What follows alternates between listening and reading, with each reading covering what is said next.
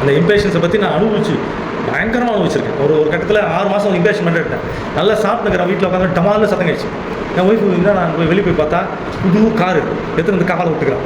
சைடில் ஒரு வீல் காவல் இருக்குது. வந்து கார் வந்துச்சுன்னா நம்ம பண்ண முடியும். அவருக்கு பதட்டமாகி பாவம்பா இதெல்லாம் பண்ணுவாங்க, இம்பேஷன்ஸ் எடுத்துருவாங்க. அவன் காரை விட்டு அவன் புது கார் அப்போ தான் காலையில் 6 மணிக்கு எடுத்து ட்ரிப்புக்கு போகிறான். இத்தனை ஓனர் கிடையாது, அவன் டிரைவர். அவன் பார்த்தா அப்படியே நிற்கிறான். சரி இம்பேஷன் மட்டும் போட்டு அவன் கொடுவாரு. அவனை போய் கொடுத்தவொடனே அவன் சாப்பிட்டுட்டு அப்படி ஓரமாக நின்னான்.